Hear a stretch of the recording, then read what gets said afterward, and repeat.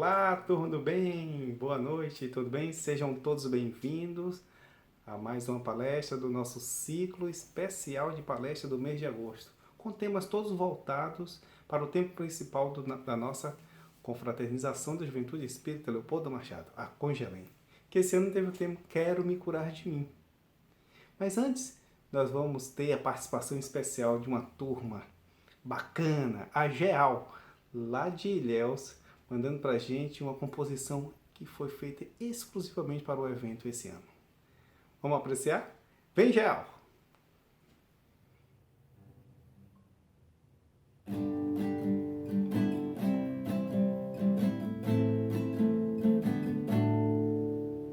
Desde o momento da criação, eu rumo para a evolução. Eu sou chave, eu sou solução.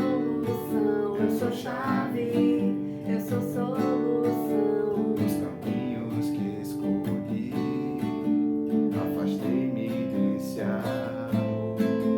Como filho pródigo, esqueci quem eu sou. É preciso mudar, é preciso crescer, eu preciso curar-me das más tendências pra não mais sofrer. É preciso mudar, é preciso crescer, eu preciso curar-me das más tendências pra não mais A sofrer. cura está em mim, o homem já falou. Vai em paz, minha filha, a tua fé te salvou. É preciso mudar, é preciso crescer, eu preciso curar-me das más tendências pra não mais sofrer. É preciso mudar, é preciso crescer, eu preciso curar-me das más tendências pra não mais Jesus, eu vou te sofrer. ouvir, aonde quer que eu for. E as tuas palavras iluminam quem sou.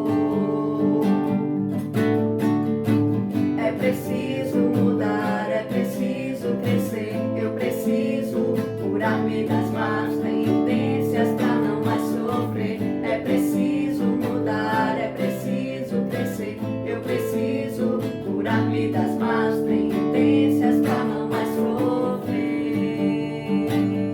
Pra não mais sofrer. A cura está em mim. A cura está em nós.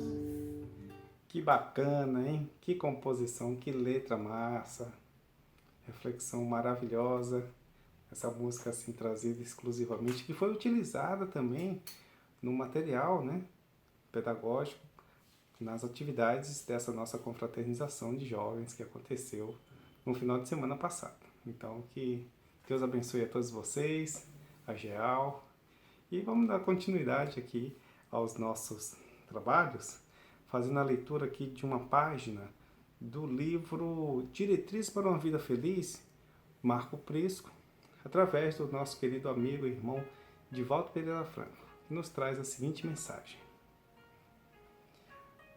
Você não é um exemplo de harmonia e de saúde para servir de modelo a outros corações necessitados. Apesar disso, pode tornar-se o lutador que busca a plenitude, enquanto se esforça para tornar-se melhor. Desse modo, estimulando os outros a fazerem o mesmo esforço que você faz.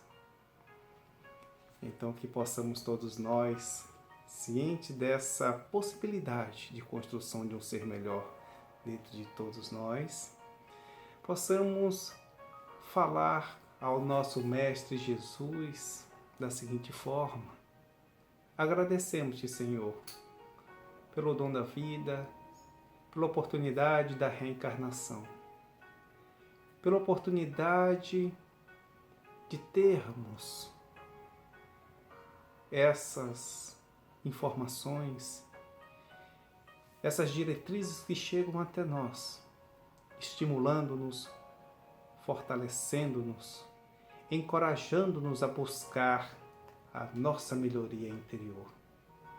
Obrigado, Jesus, pela doutrina espírita, esse nosso guia maravilhoso para podermos vencer a grande batalha da nossa luta interior, a luta da construção desse novo homem, dessa nova mulher, desse novo ser que deverá reluzir com a luz da sabedoria e do amor emanada por Ti, querido Jesus. Solicitamos o vosso amparo para nossa querida irmã Jamile, que trará para todos nós as suas reflexões, que com certeza adicionarão novas diretrizes, relembrarão para nós aquelas outras e nos fará conhecer realmente a força interior para a nossa mudança, para o melhor. Que Deus nos abençoe a todos, nos ampare hoje e por todo sempre. Que assim seja, Jesus. Glória. E a nossa querida irmã Jamile Matos trará para nós o tema da sua palestra, Fatores que limitam a cura. Vamos ficar e apreciar. Olá, meus amigos, desejamos que esse seja mais um momento de leveza e de paz e que nós todos nos sintamos envolvidos pelo amor e pela sabedoria de Jesus. Este é mais um momento da nossa Congelém com o tema Quero me curar de mim. Hoje nós vamos tratar nesse encontro de forma mais específica dos fatores que limitam a cura. Quando nós falamos de fator que limita a cura, nós estamos naturalmente nos referindo a duas dimensões no mínimo. A de adoecimento, uma dimensão adoecida e uma dimensão saudável. A dimensão adoecida é aquela que vai solicitar e exigir a nossa atenção, a nossa observação, o nosso cuidado, para que exista uma transformação e uma cura. E a nossa dimensão saudável é esta que vai proporcionar o movimento de cura, que vai empreender essa dinâmica de autotransformação. A nossa dimensão adoecida pode ser tanto uma dimensão reconhecida por nós de que é adoecida, como pode ser uma dimensão nossa que nós acreditamos que está saudável. A nossa dimensão adoecida pode ser uma dimensão negada por nós mesmos, aquilo que nós não queremos ser, mas também pode ser uma porção nossa de que nós nos admiramos, que nós gostamos de ter, que nós nos comprazemos em manifestar. E o nosso lado saudável tanto pode ser um lado que nós nos comprazemos em ser, quanto pode ser algo que nós não desejamos ser e que nós ocultamos. Então, o primeiro movimento a ser realizado é identificar que dimensão é essa, que caracteres são esses que nós trazemos e que podem estar adoecidos ou não, serem prejudiciais ou não. Quais são os caracteres que eu posso utilizar em meu favor? E quais são os caracteres que eu preciso transformar em mim? Lembrando que é no veneno que a gente encontra o antídoto. Então eu não posso jogar fora, eu preciso transformar. O primeiro fator que limita o nosso processo de cura é conseguirmos identificar o elemento adoecido, a dimensão adoecida e reconhecer isso. O nosso lado sombrio é tudo aquilo que a gente não quer ser. O fato de não querermos ser não significa que é doente, que está doente, que é prejudicial ou que é negativo. Significa que o ego julga que não é positivo para atender às exigências que nós acreditamos como sendo as primordiais. Significa que o ego julga que vai ser prejudicial para o lugar de destaque que ele gostaria de ter. E é essa postura egocentrada que é o nosso maior limitador. O ego julga que pedir desculpas é se humilhar, é ser fraco. Julga que demonstrar fragilidade é sinal de fraqueza. Julga que demonstrar afeto é sinal de fraqueza. Julga que ser arrogante é, na verdade, ser forte, prezar pelo seu lugar. Julga que vale a pena contar piadas depreciativas dos outros desde que faça o grupo dar risada. Se não fizerem o que eu gostaria que fizessem, aquilo que eu acredito como sendo melhor, se não me derem o valor que eu quero ter, então não me amam, então não me querem por perto, então me desprezam, não me valorizam. O ego julga que meus desejos e minhas necessidades ou pseudo-necessidades têm que prevalecer. Essas são algumas de nossas manifestações mais personalísticas. E se eu acredito nessas coisas, significa que eu estou identificada com elas, que eu me confundo com elas e que a manifestação delas corresponde a uma manifestação daquilo que eu sou e da minha personalidade. Logo, vai existir uma dificuldade significativa em reconhecer esses fatores como sendo fatores de adoecimento ou fatores adoecidos. E quanto mais eu tento esconder isso de mim mesma, essa realidade intrapsíquica de que esses elementos são elementos de adoecimento, mais eu vou alimentando e enraizando esses processos e mais difícil será para que o movimento de transformação real aconteça. Na questão 916 de O Livro dos Espíritos, Kardec pergunta qual é o meio para se destruir o egoísmo. E nos comentários posteriores que ele faz a essa questão, a resposta que é dada pelos Espíritos, ele reflete a respeito da relação do egoísmo com a personalidade e diz que o egoísmo se assenta na importância excessiva que damos à personalidade. E quando descobrimos que esse elemento, essa manifestação nossa atual, é apenas uma manifestação temporária, passamos a ter uma facilidade maior em reconhecer as deficiências que essa manifestação apresenta, para que consigamos caminhar um pouco mais no nosso processo de desenvolvimento e de transcendência. Ele diz ainda que o Espiritismo oferece uma visão tão ampla da vida e mostra as coisas de um ponto tão alto que o sentimento de personalidade desaparece, que esse lugar egocentrado, ele deixa de ser o meu lugar de importância. E então eu passo a reconhecer aquilo que eu sou e a me reconhecer com aquilo que eu trago nesse momento existencial, permitindo uma comunicação mais autêntica do self, do meu Deus interno, da minha porção superior, da minha superconsciência. A partir de uma compreensão da vida, nós reduzimos a legitimidade dessa porção egóica que trazemos. Identificar esses elementos adoecidos e essa dimensão adoecida e reconhecer esses elementos e essas dimensões para nós mesmos e para os outros vai exigir de nós uma ampliação da nossa autoconsciência. E essa ampliação da consciência vai solicitar uma interrupção dos nossos mecanismos de fuga. E isso vai acontecer naturalmente à medida que a gente conseguir ir observando como é que eles se desenvolvem e como nós os utilizamos para poder nos manter no processo de adoecimento. Então, eu naturalmente vou deixando de lado os meus processos de negação, de racionalização indevida, de projeção para os outros daquilo que eu manifesto, mas que não aceito em mim.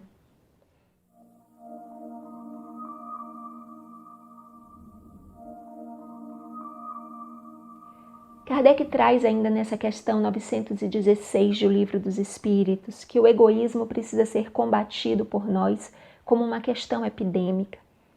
E nesse processo de combater o egoísmo, muitas vezes nós escorregamos e pela nossa má interpretação do que de fato vem a ser esse processo de cura, damos início a um outro fator que é extremamente limitador: a conversão imediata. A crença de que já vi, então já transformei.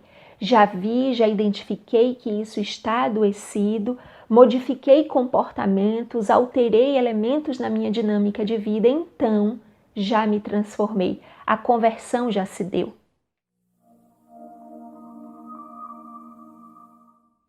Quando Kardec apresenta essa questão do Livro dos Espíritos, ele diz que, de todas as nossas imperfeições, o egoísmo é a mais difícil de ser desenraizada.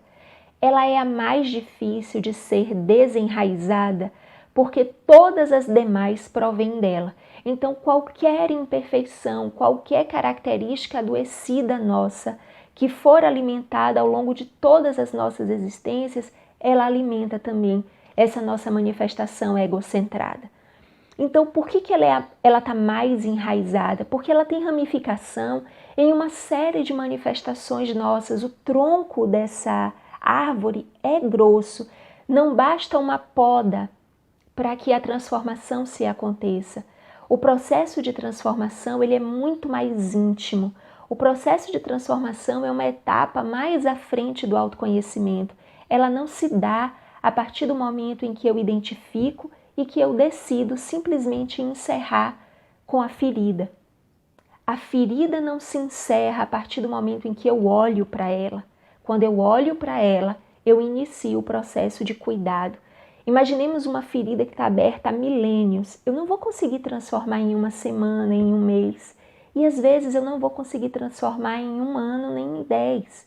Muitos processos de cura são processos em que eu preciso entrar em contato por anos seguidos com o adoecimento, para que a cura vá acontecendo. A ideia da conversão imediata deita na ilusão de que o esforço já foi feito.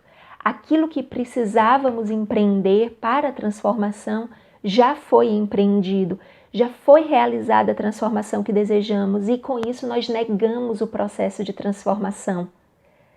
E por que eu nego o processo? Porque eu quero o resultado.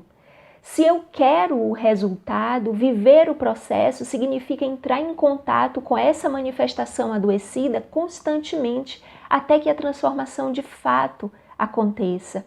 E eu não quero isso, eu não quero me deparar com isso. É a manifestação egocentrada exigindo que algo de valoroso seja manifestado através de nós e não aquilo que eu não quero ser.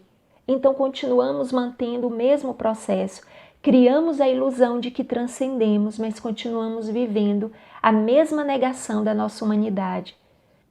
Como é que nós vamos alcançar uma transcendência e caminhar até ela se o que é humano, que está no processo, a gente nega? Negar esse processo de transformação é também negar o resultado.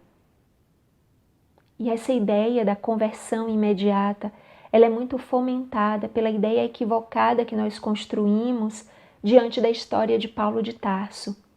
A ideia de que ele caiu do cavalo e se ilumina naquele momento, ela não é real. Naquele momento em que ele cai do cavalo, ele passa a enxergar com clareza. Ele passa a ter lucidez a respeito de quem ele era e do que ele vinha construindo, de quais eram os seus propósitos. Então, naquele momento em que ele cai em si, em que ele olha para dentro dele e que ele descobre de fato qual é a referência, começa o processo de buscar a transformação. A transformação vai acontecer ao longo da existência.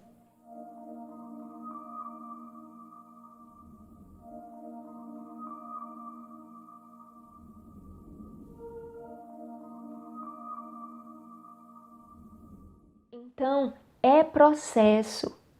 A ilusão de que por ter identificado, por ter reconhecido, por ter havido um ensimesmamento inicial e por ter, a partir daí, empreendido mudanças de comportamento, não significa que a transformação aconteceu. Significa que a transformação está em vias de acontecimento, o processo de transformação está acontecendo. É por esse motivo que a resposta da questão 919 de O Livro dos Espíritos muitas vezes nos causa espanto.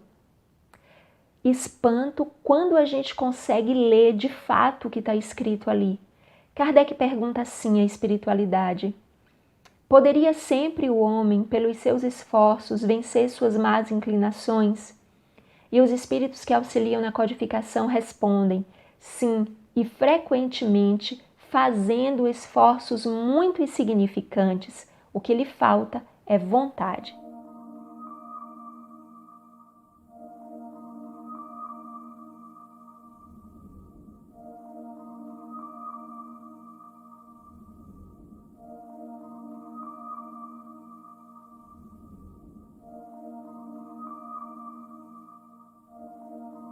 A resposta dessa questão me faz lembrar de uma passagem do Evangelho de Jesus que está registrada em Mateus, no capítulo 7. Batei e a porta se abrirá. Pensemos um pouquinho a respeito dessa colocação de Jesus. A quem bate, a porta será aberta, que é análoga a ajuda-te e o céu te ajudará, buscai e achareis. Batei e a porta se abrirá.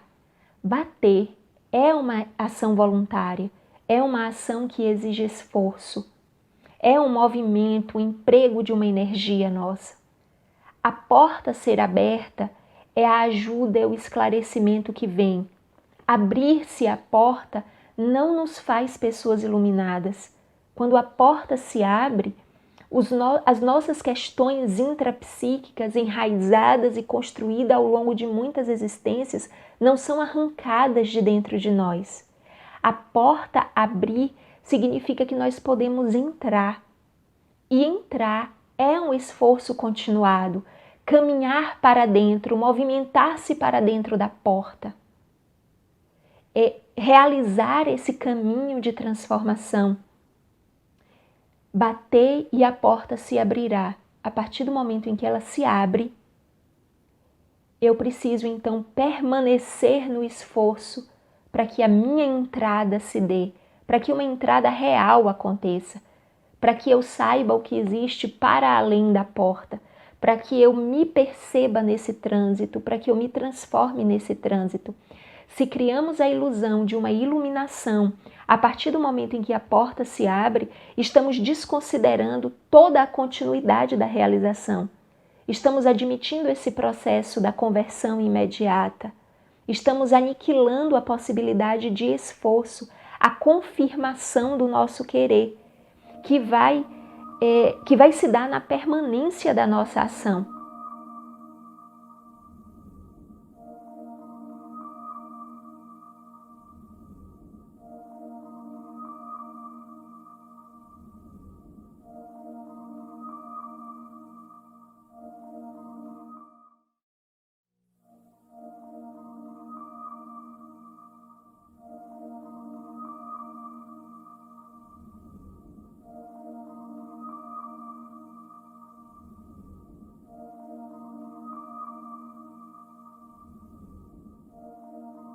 Um outro fator de limitação que está ainda mais relacionado com a não realização do esforço é o não querer de verdade. Esse elemento, o não querer de verdade, foi um dos fatores limitantes levantados por alguns jovens espíritas quando conversávamos sobre o tema. Não querer de verdade. Por que eu não quero de verdade? O que é que eu ganho permanecendo no lugar onde eu estou? Quando não queremos de verdade, significa que está havendo uma autossabotagem no processo de superação para que a situação desagradável continue. A intenção de manter a satisfação do prazer que nós sentimos em ser, em estar, em permanecer onde estamos, acaba sendo maior.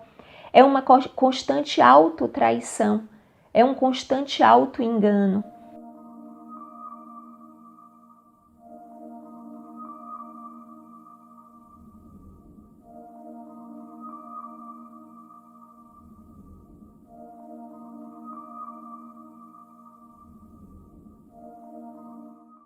A construção desse querer de verdade é apresentada pelo irmão Samuel Bulamarque no livro O Homem em Suas Buscas. E ele apresenta a necessidade da tomada de consciência dos estágios que são necessários para que o querer se dê, para que o resultado aconteça. Se eu tomo consciência dos estágios, se eu tomo consciência que eu vou passar pelo processo de enfrentamento do meu lado adoecido ou de reconhecimento de que aquilo que eu acho que é saudável não é, eu então consigo canalizar as minhas energias para poder querer de verdade. eu já sei previamente o que vai acontecer comigo nesse caminho, né? Então, eu entendo a função do querer. Entender a função do querer. Para que eu devo querer? Qual é o valor que está em jogo?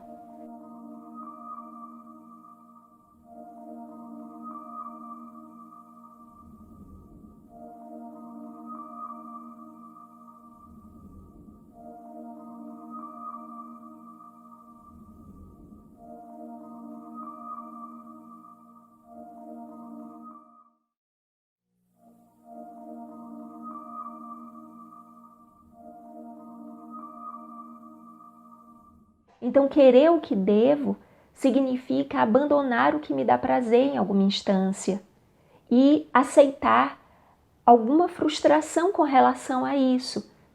É o deparar-se com desejos opostos e a necessidade de saber lidar com isso, não com negação, com consciência, com reconhecimento da dificuldade que é para si o abandono. Viver de fato essa experiência do processo de entrar em contato com as feridas.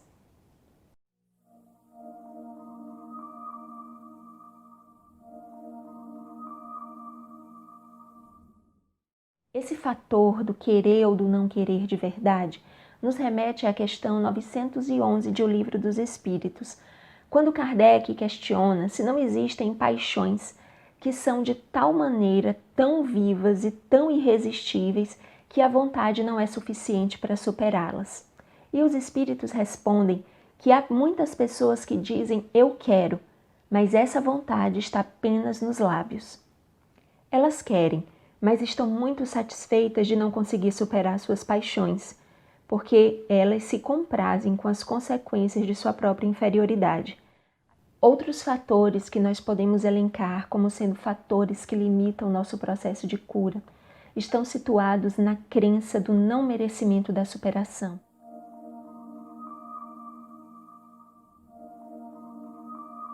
A partir do momento em que começamos a acreditar no nosso desvalor e a viver de acordo com essa crença, passamos a agir de forma inconsciente, impedindo que o nosso processo de transformação aconteça.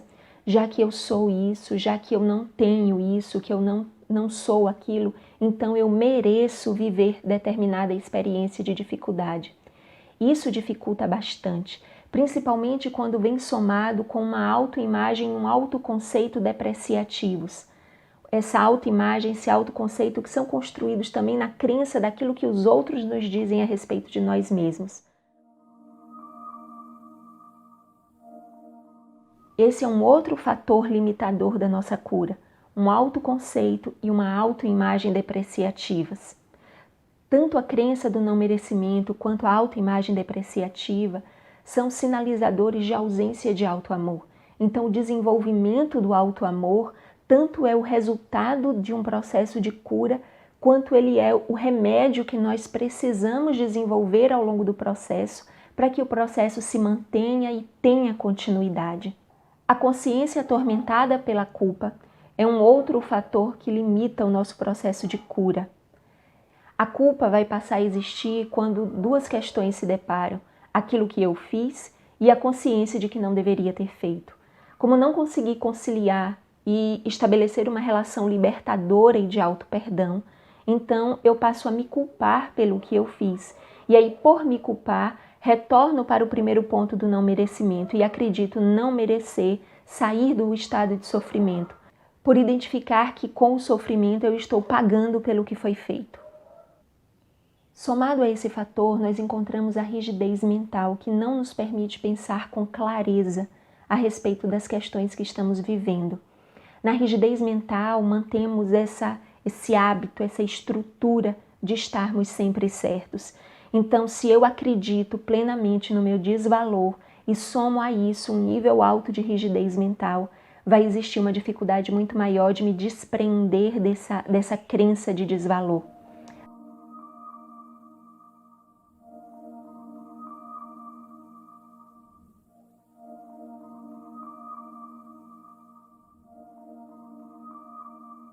Da mesma forma com a consciência de culpa, da mesma forma com um autoconceito e uma autoimagem deprimentes construídos ao meu respeito.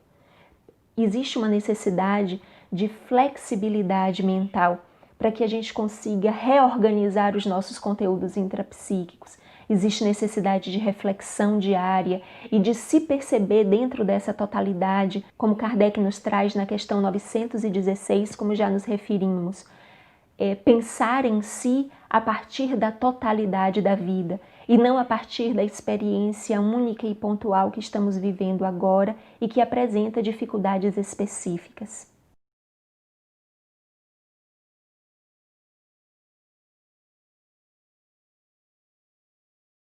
Esses últimos fatores que nós elencamos aqui são apresentados como dificuldades subjetivas pelo irmão Samuel Bulamarque no livro O Homem e Suas Buscas. Crença no não merecimento, autoconceito e autoimagem deprimentes, rigidez mental, consciência atormentada pela culpa. Ele traz muitos outros fatores, mas escolhemos apenas esses, porque não teríamos tempo para poder desenvolver a respeito de todos, mas a obra está disponível para aqueles que quiserem.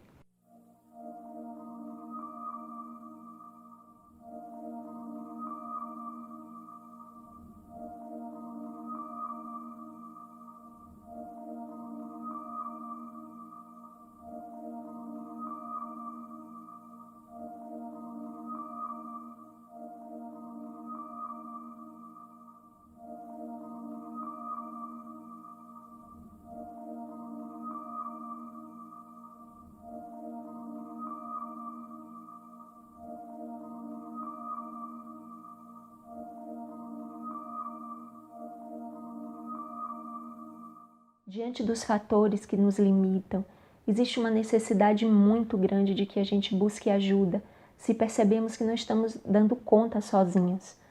É muito comum que nesse processo de conflitos internos, algumas pessoas se afastem tanto das atividades quanto das outras pessoas que podem lhes auxiliar, que podem esclarecer, exatamente porque nesse movimento interno existe um nível de confusão mental muito grande. Muitos conteúdos podem vir à tona e podem entrar em conflito. E a partir daí eu não quero que o outro saiba das minhas necessidades internas, não quero que o outro compartilhar com o outro as minhas dores.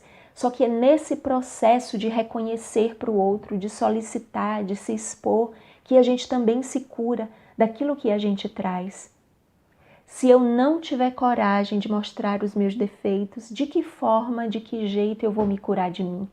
Já diz a música que serviu como tema para a nossa Congelém. Solicitar ajuda, buscar orientação, mobilizar os recursos que possui para que consiga viver esse estado de autossuperação. Um diálogo interno e um processo de autoanálise é sempre extremamente valioso. A necessidade de um contato espiritualizante, de atividades que nos coloquem em contato com o outro e que nos permitam perceber a dinâmica e o valor do todo, para que a gente reavalie os nossos próprios valores, o processo de autoexposição, de reconhecimento da nossa dor para aquele que tenha condição de nos auxiliar, o enfrentamento necessário, a definição de quais são os nossos valores, o auto-perdão, o esforço, são fatores que auxiliam no nosso movimento de buscar uma cura interna.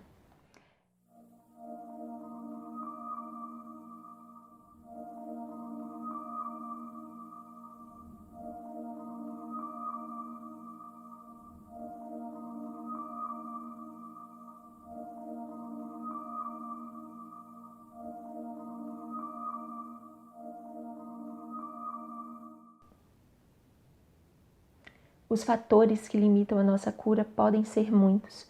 No entanto, assim como Kardec nos sinaliza, mesmo que o processo de cura seja longo, porque são inúmeras as causas, ele não é impossível.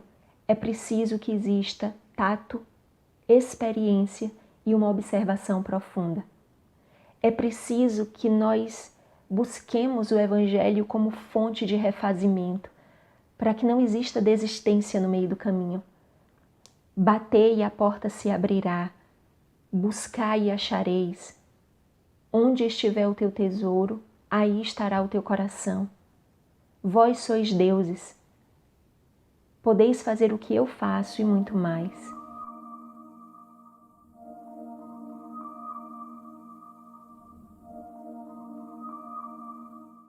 Se os outros não te condenaram, eu também não te condeno. Se Ele não nos condena, o que é que nós estamos fazendo quando alimentamos o ciclo vicioso de autopunição e de consciência de culpa? Onde estiver o teu tesouro, aí estará o teu coração. Aquilo que você valoriza é aquilo a que você se vincula. Onde estiver o teu tesouro, onde estiverem os teus valores, aí você estará. Você vai se movimentar nessa direção.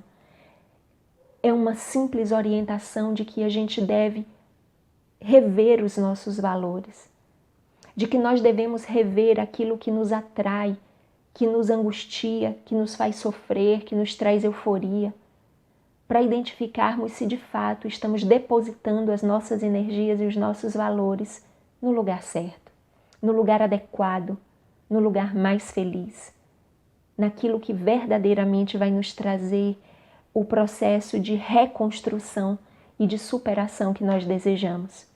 O Evangelho é repleto de orientações para o dia a dia.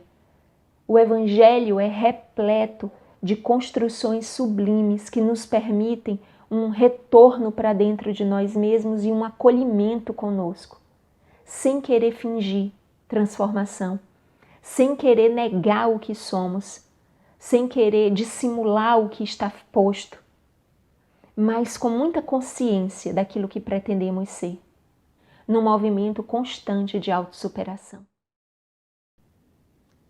Meu desejo é de que todo o nosso processo de autoconhecimento e de cura sejam leves e verdadeiros, que eles não sejam interrompidos, mas que, ao contrário disso, que tenhamos sempre condição de solicitar a Deus a luz que clareia os nossos caminhos, a orientação precisa para a nossa caminhada e para as nossas escolhas.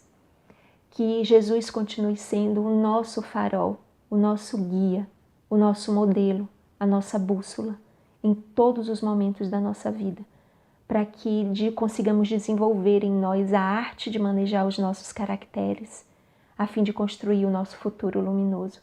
Que Deus nos abençoe, que a paz e o amor de Jesus permaneçam conosco.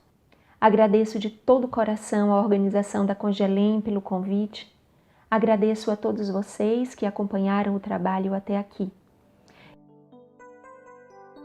E deixo para vocês, como despedida agora, uma música extremamente suave, de esperança e de recomeço. Assim a gente vai poder se refazer e acomodar as nossas reflexões. Um grande abraço.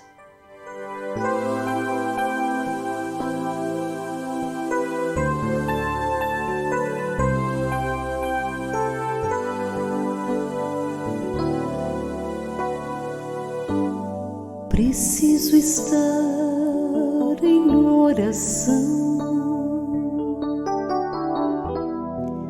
para o caminho encontrar.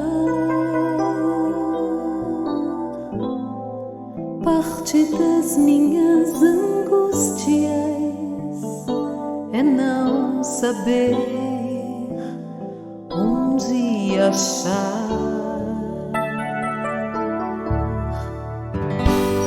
Mas sei que no meu coração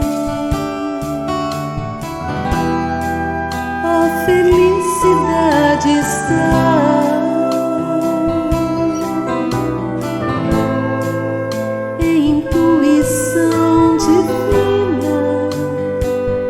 Esse destino não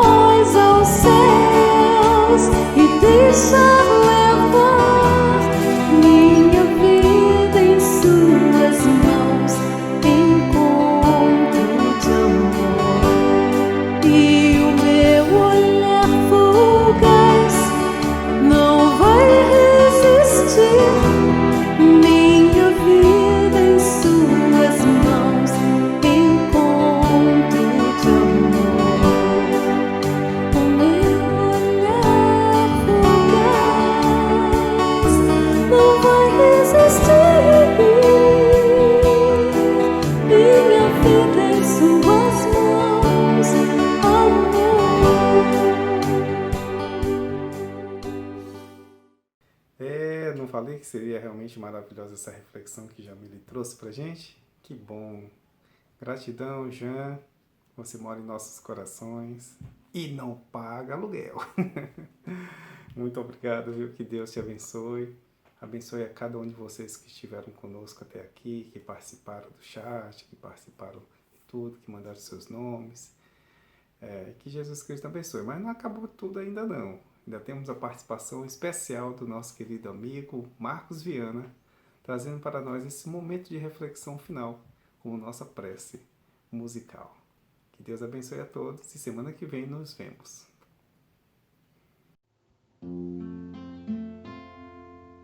O amor é uma palavra que sempre chama atenção, mesmo que a gente não queira. O amor tem sempre razão. O amor é um sentimento tão nobre, tão bonito. É dele que eu me alimento, é nele que eu acredito. O amor é uma flor que nasce no chão da verdade, e quem plantar amor só vai colher felicidade.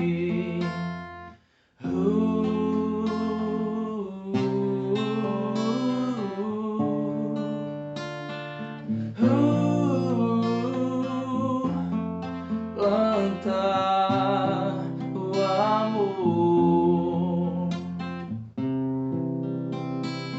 O amor é uma palavra que sempre chama atenção, mesmo que a gente não queira. O amor tem sempre razão.